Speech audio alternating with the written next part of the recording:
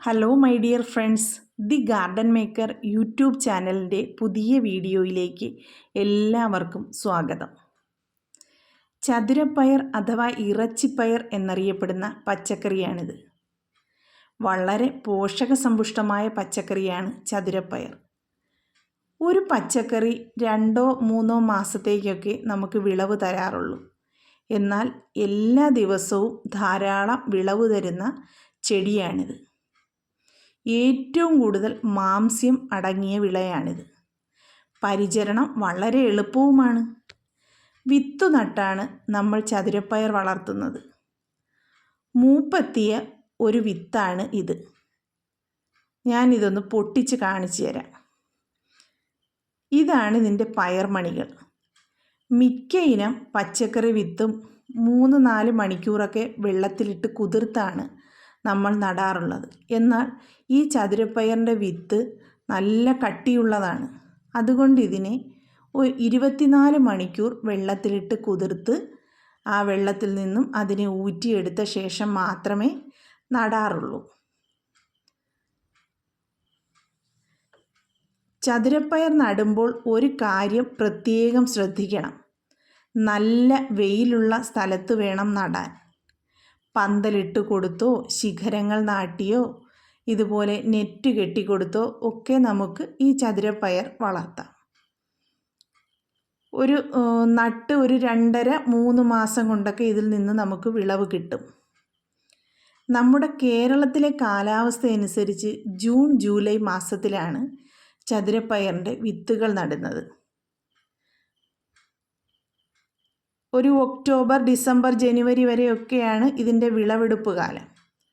June ആദ്യത്തോടെ കുറച്ച് വിത്തുകൾ നട്ട് അത് കഴിഞ്ഞ് ഒരു ആഗസ്റ്റോടുകൂടി കുറച്ച് വിത്ത് നട്ടാൽ നമുക്കൊരു 6-7 മാസത്തേക്ക് ഇതിൻ്റെ വിളവ് നന്നായിട്ട് കിട്ടും. ചതുരപ്പയർ മാംസ്യത്തിൻ്റെയും വൈറ്റമിൻ എ, സി, അതുപോലെ ഇരുമ്പിൻ്റെയും കലവറയാണ്. അതുപോലെ ചതുരപ്പയറിൻ്റെ ഇലകളും ഭക്ഷ്യയോഗ്യമാണ്. ഈ ഇലകൾ ചെറുതായി അരിഞ്ഞ് തോരൻ വയ്ക്കാം. ഇതിൻ്റെ ഇലയിൽ വൈറ്റമിൻ എ ധാരാളം അടങ്ങിയിട്ടുണ്ട്. അപ്പോൾ ചതുരപ്പയറും ഉപയോഗിക്കാം, ഇലയും ഉപയോഗിക്കാം. ചൂട് താങ്ങാൻ പറ്റാത്ത ഒരു ചെടിയാണ് ഈ ചതുരപ്പയർ. അതുകൊണ്ടിത് നന്നായിട്ട് നനച്ചു കൊടുക്കണം. നനയ്ക്കുമ്പോൾ ചുവട്ടിൽ മാത്രമല്ല അതിൻ്റെ ഇലകളിലും വള്ളികളിലും എല്ലാം വെള്ളം സ്പ്രേ ചെയ്ത് കൊടുക്കണം. ഇതിന് കീടബാധ ഒട്ടും തന്നെ ഇല്ല. ചതുരപ്പയർ ഒരു 4-5 വർഷം കൊണ്ട് എനിക്ക് നന്നായിട്ട് വിളവ് തരുന്നുണ്ട്. ഞാൻ സാധാരണയായിട്ട് ഇതിന് വളമായിട്ട് കൊടുക്കുന്നത് കഞ്ഞിവെള്ളം പുളിപ്പിച്ചത് നേർപ്പിച്ചൊഴിച്ച് കൊടുക്കും. അത് ആഴ്ചയിലൊരിക്കലാണ് കൊടുക്കുന്നത്. അതുപോലെ ചാണകപ്പൊടിയും ഇട്ട് കൊടുക്കാറുണ്ട്. ഇതിൻ്റെ മറ്റൊരു പ്രത്യേകത എന്ന് പറയുന്നത് വേര് കിഴങ്ങായിട്ട് രൂപാന്തരപ്പെടുന്നുണ്ട്. വേനൽക്കാലമാകുമ്പോൾ ഈ ചെടിയുടെ വള്ളിയെല്ലാം കരിഞ്ഞ് ഉണങ്ങിപ്പോകും. അങ്ങനെ ഈ ചെടി നശിച്ചു പോയാലും ഒരു പുതുമഴ പെയ്യുമ്പോൾ ആ വള്ളിയിൽ നിന്ന് തന്നെ പുതിയതായിട്ട് ചെടി പൊട്ടിമുളച്ച് വരാറുണ്ട്.